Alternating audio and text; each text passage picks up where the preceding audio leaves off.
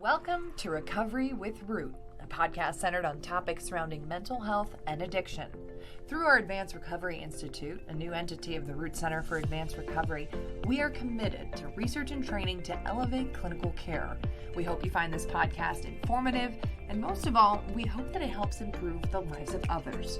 Remember, we're in this together, and recovery is possible. Hello and welcome back to another episode of Recovery with Root. I'm Margot Farrell, Chief of Staff here at the Root Center for Advanced Recovery. Very excited for today's Pride-themed episode. I'm joined with Jackie Davis from Mental Health Connecticut. She is the Director of Learning and Workforce Development, here to talk to us a little bit about some of the trainings and the things that she does at Mental Health Connecticut. Jackie, thanks so much for being here today. Thanks for having me. I am so excited. We have you on for our special June Pride episode. And we had this idea in mind. You and I were talking a couple weeks ago, and you were telling me about all the different trainings that you do at Mental Health Connecticut. So I guess just to start, give folks an idea of what Mental Health Connecticut is and a little bit about your role there. Yeah. So Mental Health Connecticut, we've been around 117 years or so, founded in 1908 by Clifford W. Beers. He's actually the founder of Mental Health America, but he started here in Connecticut out of his basement in New Haven, and was somebody that had lived experience with mental health conditions. And back then in the early 1900s, we weren't treating people right when it came to mental health. There were asylums. It was a us and them kind of rhetoric, and people were just put in an asylum and then not being cared for. There was no treatment. It was just, this is where you're going to live the rest of your life. So he was basically abused and traumatized and said, this is not right. So I'm going to do something about it. And he created what's now known as Mental Health Connecticut, as formed in advocacy, raising awareness, letting people know that he's still a human being. Everyone that has these challenges are still human beings, and they deserve our respect, and they deserve dignity, and they deserve treatment, because you can heal, you can do better, you can regain your independence. So that's a legacy we carry forward through our work. And since then, we've added in education components and direct services and care as well. So I'm very proud to be a part of this organization and being a part of the community education and the internal training division. It just brings me so much joy. I've been with them for about 10 years now, and being able to talk to people like yourself, talking to people in the community, raising awareness, providing education. It's so needed. Absolutely. And, we talked about, I was like, I could do a podcast episode with you on all of these trainings that you were telling me about, but I wanted to focus specifically on a term that was new to me, and we discussed a little bit, intersectional allyship. And I think with it being June and Pride Month and wanting to focus on topics that are, familiar or unfamiliar to our LGBTQ plus IA community, I wanted to, dig a little bit deeper on that and understand more of the trainings that you've done on that arena, and maybe telling folks who maybe weren't familiar what that is and what that entails. Yeah, so our intersectional allyship training, it's a workshop that we modify and customize based on the needs of the people we're presenting to. So it can be as short as an hour, it can be all a full day immersive workshop, and we really touch on what intersectional allyship is. And if you're not familiar with the term, intersectionality was coined in about the late 80s. By a woman named Kimberly Crenshaw, and it was used for purposes of law. She was helping with a case where there was a Black woman who was being discriminated against in the workplace, and people on the other side were saying like, oh, well, no, you weren't discriminated against because look at these other women, or look at these other Black people. But there was no intersection of someone who's both Black and female that had a precedent, and that's where the discrimination lied, in that intersection of it. So that's where that terminology came from and came about, and we started to see through that time until today, that there are these intersections, and we do need to pay attention to it when it comes to marginalized communities and also in people that are in power. Because if you look at a person, for example, you're talking about LGBTQ community, Black trans women are the most targeted when it comes to violence and violent deaths. That's just unfortunate facts. But you look at other communities, the statistics are much more different. So it's important that we pay attention to what our community needs and how we can be a support and step up to support them with their whole identity, not just being the L or the G or the B, but being actual full human being that has all the wonderful layers of diversity. It's interesting because when you say that, it sounds like obviously common sense to think, well, of course, we've got to treat the person as a whole. But you hear about people who have been discriminated against, or there's stigmas against people of a certain color or people of a certain sexual background or anything like that. But thinking about it as, well, now if this person also is of a certain background, has a certain religion, has a certain sexual preference. You add that all in, and how does that maybe magnify the discrimination that they're feeling Yeah. or that they're being, met with, because there's so many other facets. Hmm. About when did you notice that like this type of training for you was picking up, or you were seeing a lot more folks who were reaching out to learn more about this? Um, I think we created it on purpose. There was a need where people wanted to Mm. know, how can I be of better support? And I think 2020 was an eye-opening time for all of us. We're in the midst of the pandemic. We didn't have the vaccines yet. Everyone was kind of isolated and alone and wanting to reconnect to community. And so there was a large ask of, what can I do? And that was also a time of big social unrest in our country. And we seem to keep cycling around that in current days. But the people that have that privilege or that power to actually say, well, I can help other people outside of my community. How can I do that? That was a question we kept hearing. And so we created this training to meet that need, to say there are so many ways that you can get involved, even if you are part of that community or you've never even heard about individuals from another community, but you have the time, the capacity, and the empathy to give back. What do you think would be your, and unfortunately it's like we don't have the time to do the whole training with you. So I'm going to try and get like snapshots of it to deliver, like little concise tidbits that might be helpful for folks to walk away with. Is that they come across this podcast and they're thinking, well, what are like the biggest key points to take away from your training that you usually hope that somebody that goes through it, you're like, if they take away XYZ, then I've done my job. What are some of the biggest things that you hope people really take home? Yeah, the biggest things I always try to get across is to naturalize the conversation when we talk about human beings having all these layers of diversity. Sometimes people talk about diversity and it seems like that word that we don't really want to talk about anymore, but it's still representative of who we are as human beings. We have all these different layers. No person is just one thing. We have a million and one boxes to check when it comes to who we are, whether we're talking about our age, our gender, or orientation, where we're from, our background, all of our experiences, all of these things and more collectively make up who we are. And we should be celebrating that. We should be learning from each other and finding those similarities and those strengths. And that's how you build community, by having that affinity. And you're not going to find anyone that's your exact twin in the world. Even people who are twins have their own different personalities. So it's really wonderful to be able to look at people from that unique lens of, okay, I know one thing about you, I want to know 10 more, and be eager and empathetic to learning that information. And another thing I want people to leave with, not only just respecting other human beings for all that they are, their authentic selves, but also being able to be an empathetic witness to their experiences and being able to step in and support other people outside of their own communities. Because I think, since 2020, we've seen a lot of scars, a lot of open wounds, and I think a lot of people are still healing from that, and a lot of social unrest that continues to happen in marginalized communities, especially in the LGBTQ community. We're getting ready for pride parades, celebrations, and unfortunately, that conversation comes with, okay, can we call the police, or should we, have some kind of security in place, and how are we going to be safe? I'm literally wearing my safety pin. I've been wearing this for months to make sure that people know I am a safe person to be around, and being able to create more safe spaces for our communities is so, so important. So, kind of energizing people to want to get involved, want to be supportive, and then knowing how to ask the question of, what do you need? And being receptive to whatever that might be, because you can't just put on a Superman cape and saying, I'm your ally. Being an ally is a question. You ask the other person, well, what can I do for you? And in order to help that person, you first need to understand a little bit about their journey and know how they want to be supported. So those are the things I want people to really take away. What do you think are a lot of the misconceptions about folks in the LGBTQ community that you wish more people knew? We're not all the same. We all are unique selves. Again, that gets that intersectionality. Myself being a bisexual plus woman, I'm just not I'm not just bi. I'm also an auntie. I'm also a daughter. I have a fantastic partner of 16 years. I live in Portland. I work with Mental Health Connecticut. I serve on a committee. There are so many aspects of my life, and that one part does not define who I am, but it is part of the definition. And so I want people to see beyond just being part of the LGBTQ community. I'm also part of Black community. I'm also a part of, education community.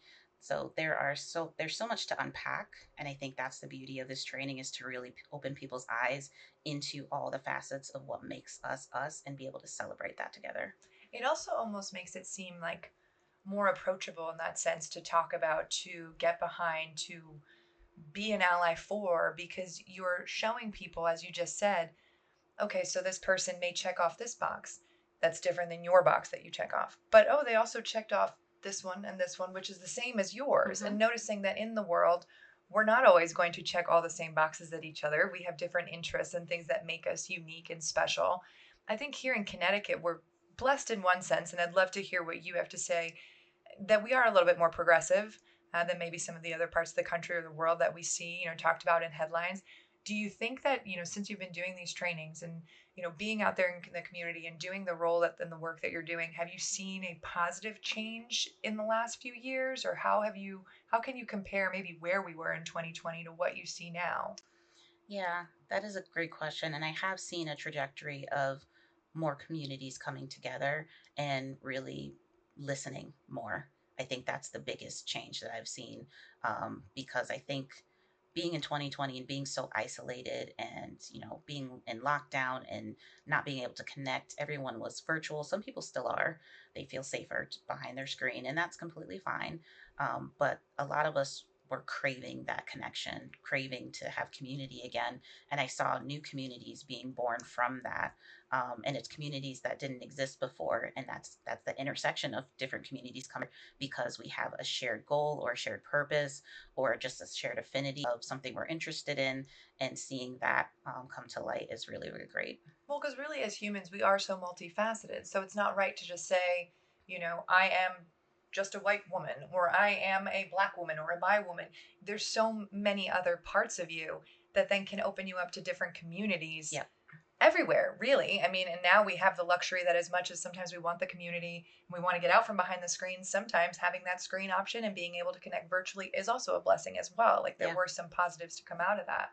I'm interested to see, though, just how it'll be interesting in maybe another 5 years even to discuss, like, okay, how are you seeing it progress in 2025, and then where will we be hopefully in 2030? Yeah. What do you think is still the biggest drawback or the biggest just point of contention that you run into, the biggest difficulty? Mm, a lot of the time, it's the fear of the unknown. Some folks are very comfortable with what they know and how they navigate the world, and they don't want to change that.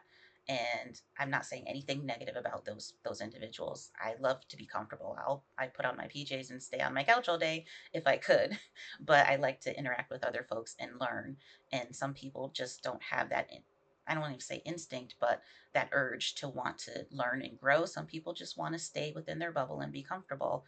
And I think that in itself can be a barrier when we're talking about spreading awareness and education, especially when we talk about LGBTQ community and the misconceptions we started to talk about. I think it is really important for people to be open to not always like get on board, but at least have an understanding and a respect for other people. I think that is a big barrier that we're always continuing to push against. And, being a mental health organization, we're always breaking that stigma when it comes to mental health conditions. We're also seeing we're breaking that same stigma when it comes to the communities that we're serving and their intersectionality and all the things that are compounding the barriers that they're having by being an individual with mental health condition and also being, say, someone who's also black, someone who's in a marginalized community, someone who's in the LGBTQ community. And it continues to stack on itself and create this massive barrier. And sometimes that can feel defeating, that I'm hit at all sides and I don't know where safe, I don't know where to turn.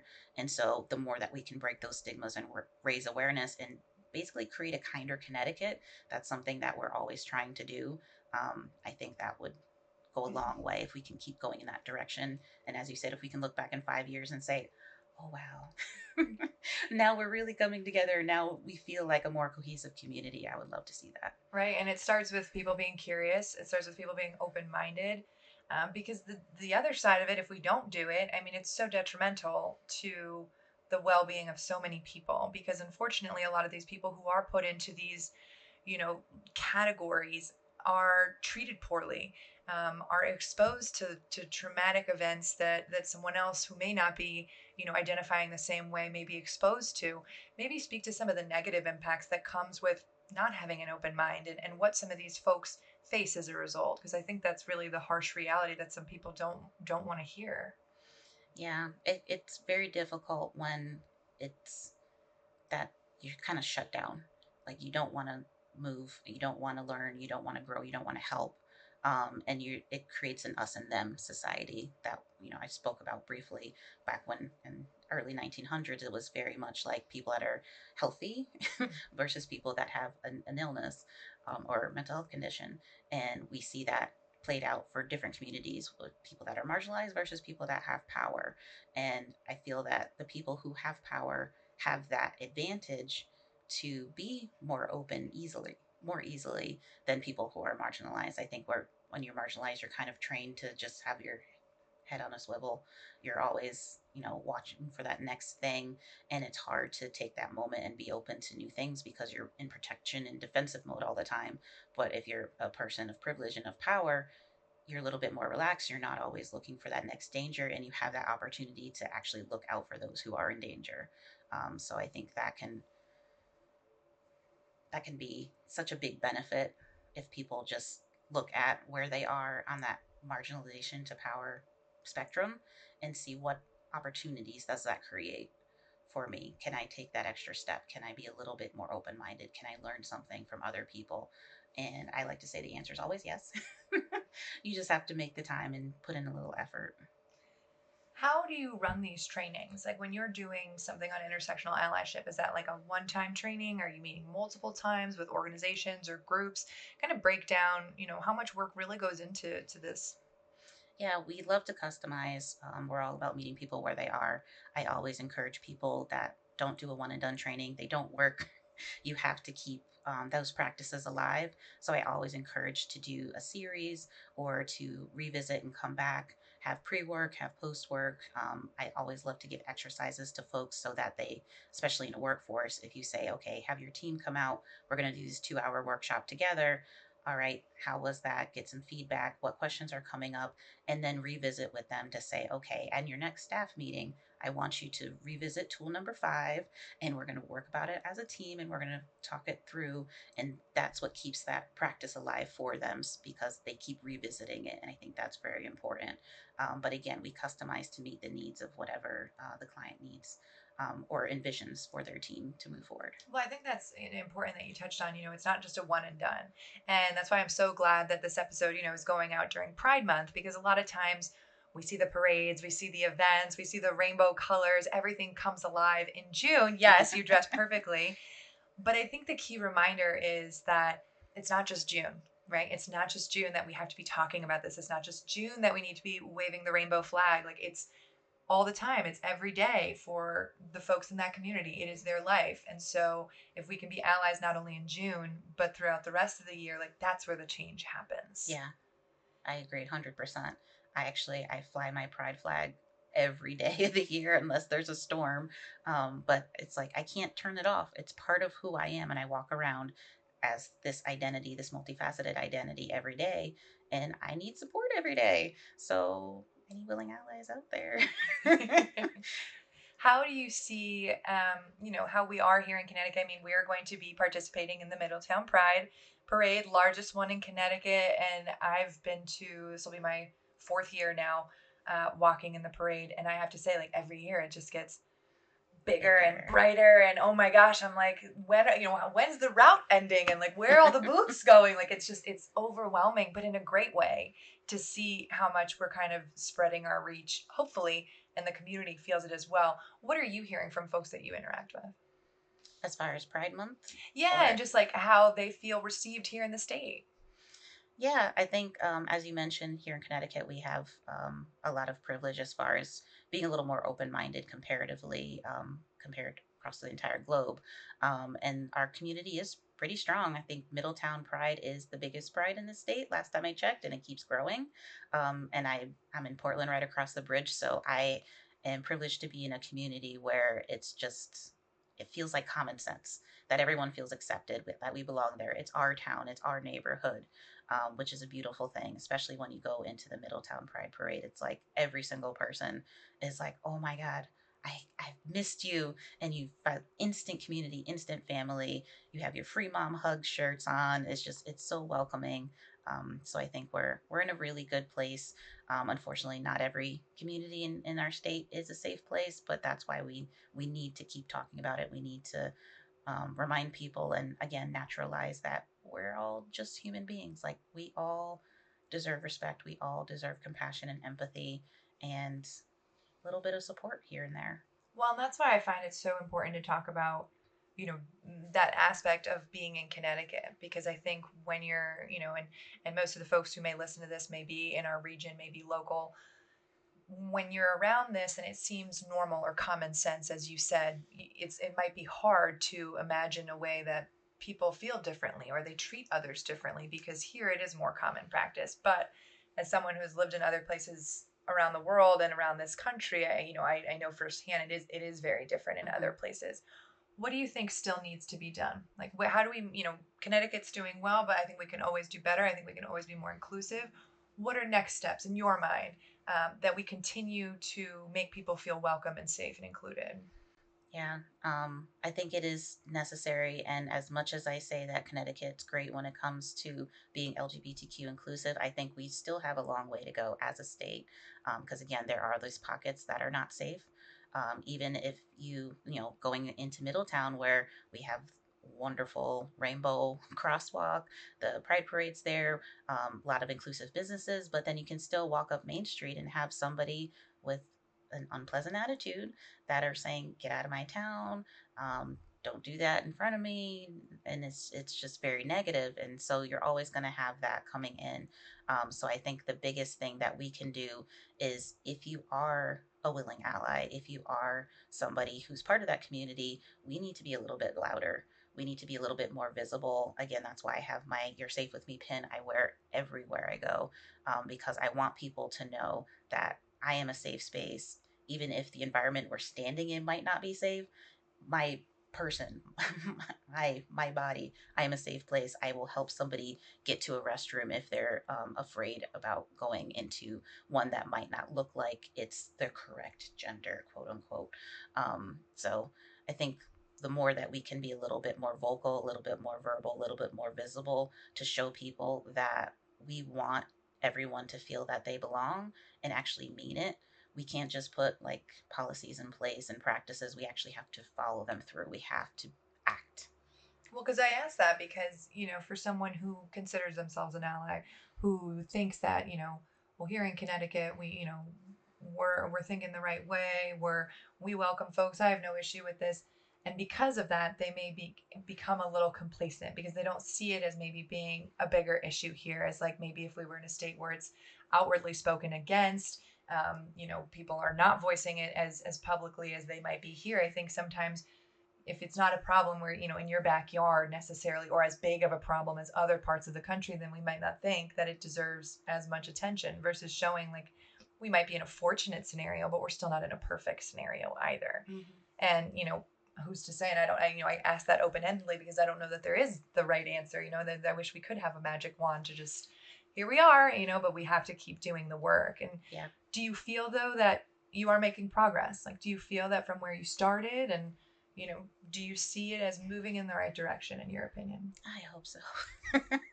No, in all seriousness, I have seen a difference in just being able to. I actually was a part of SogiCon, which I'm so glad that that came back this year. Sexual orientation, gender identity, and expression is what SOGI stands for. So it's a conference for that, and it's for LGBTQ youth. And it has always been known as the largest LGBT youth conference in the entire nation. And they took a hiatus back in, I think 2019 was the last one, and it just came back this year. Seeing that community come together, we haven't had that large safe space. Like, we took over half of UConn Store's campus to have all these events and workshops over 2 days, and it was just a lovely celebration of queer joy that I've never seen, especially for these teens and these kids and these families, to just really feel safe. And you could see them relax. You can see them just be themselves and be authentic and not worry about the world outside for a couple of days.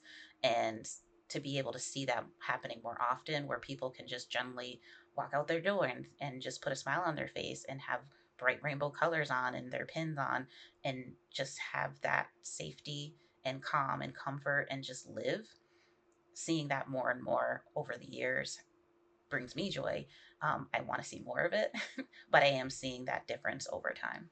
Well, and it's awesome to hear too. Like you're reaching, young adults. Like at UConn, you're reaching. Like that's the age where you really want to make a difference too. There's so much impression and development that's still happening there as they're just now experiencing really their first taste of adulthood and Mm-hmm. being on their own. Like that's such a impressionable time on a young adult's life.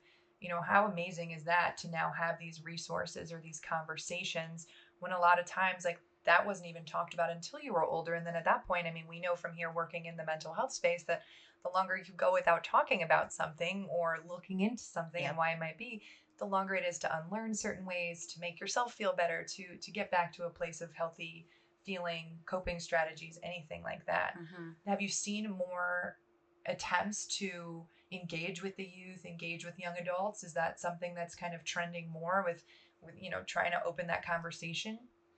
Um, Not for me personally. I do a lot of adult learning. That's my go-to space. I love working with kids when I can, but it's hard to spread myself so thin with all these different audiences. So shout out to Q Plus that does a lot of work Or just like in with general, the like youth. in the Yeah, space, you're seeing that kids are being included into the conversation more. I am seeing that, yeah, especially here in Connecticut. I think, just as you said, it's so important for when you're tackling these issues in the stages of development so that you're not stuck with these bad habits or that self doubt talk, and just let kids know that their growth, their journey, it's all natural, and it's healthy to question. It's healthy to ask things, to have that self exploration, no matter what the outcome's going to be. You do have to have that process. Every single kid deserves that space and that grace to just think about, well, who do I want to be when I grow up? And be able to know all the terminology and be able to give things a name, I think is so important. And when we don't talk about it, we hide those terms in the closet. You're going to get stuck with a kid that doesn't have an answer because they don't know what to call themselves. So we need to keep educating people, let people know what's out there, what resources exist, and be able to explore that. That's so interesting, especially when you think about just how impressionable children are and young adults are and what they're going to learn and about themselves, about their environment. And it's just, a lot of times you don't want to be coming to that after the fact. You want to be addressing that head on. How do you feel now in your adult life compared to when you were growing up? And, you're so secure, you're wearing that pin so proudly. And, you are living and breathing what it means to be an ally and a member of the community. What would you want maybe a teen or somebody who's just starting out their journeys, maybe asking the questions, starting to find where do I fit in? What would you want them to know? You're awesome. I want all kids to know how awesome they are and that they have the power within them to decide what their future is going to look like. And I think that a lot of youth don't think about it that way because they're in a place where their parents or their guardians are in charge, their teachers are in charge, everyone else has control, and they're just sitting in their little bubble, like, well, I'll just wait till I'm 18. You don't have to wait till you're 18 to start figuring out who you are, who you want to be. There might be some barriers in the way, but know that you are amazing. You are in control. It's your life. Figure out what you want to do with it. And to that same extent, so speaking to that child, now speak to the adult who's maybe coming into their own, who feels more comfortable in their own skin, who knows that they have a place and a right to be in this world. What do you want them to know? You're also amazing. No, I've talked to a lot of adults, especially in LGBTQ community, that came out late in life. Even somebody's like in their 60s and their 70s and finally saying, you know what? I deserve to be myself finally. And whatever barriers that they had, just screw it. I'm just gonna be myself now. It is never too late to give yourself some space and grace and say, you know what, this is who I am, and I deserve to be authentic. I deserve to be loved and to find my community and to connect and be at peace. And I think everyone deserves that. Absolutely. And I think, to that same effect, it's never too late to become an ally, to learn, to become engaged, to help your family members, your friends, your community members just feel a little bit more accepted and okay about who they are because It's exactly that. It's okay to be who you are. Exactly. Is there anything else that you'd like to share when it comes to Pride, Mental Health Connecticut, or the work that you do? Yeah. At Mental Health Connecticut, again, we have the Intersectional Allyship training. We also do an LGBTQ inclusion training that has had great success. All of our staff at MHC have gone through that. We are making policies, procedures, safe spaces, making sure that every single staff person, everyone that we serve, is going to get that same level of respect. And the first step we always take when respecting others is to have that general understanding, to have that cultural competence for other individuals in their communities, and to be curious. I know we said that before. We always want to be respectfully curious of other people and have that openness and have those conversations and dialogue so that we can all be willing allies and be supportive in that space. It's in line with all of our values here at MHC. It's all about support, trust, accountability, respect, and safety. We want to make sure that everyone has that in all of our interactions. So it's very, very important to us. Well, Jackie, that is so important. I could not agree with you more. Curiosity, compassion, we believe that here. Progress is the destination, we say at Root. So we will keep hoping for progress as we move forward. Jackie, thank you so much for this insight on this important conversation and for joining us today. Thank you for having me. Well, we hope you enjoyed this episode of our podcast, Recovery with Root. As always, stay connected with us on social media to learn about when next podcast episodes will drop. You can comment, ask questions, even let us know about future topics that you'd like to see discussed. Until next time, remember, progress is the destination.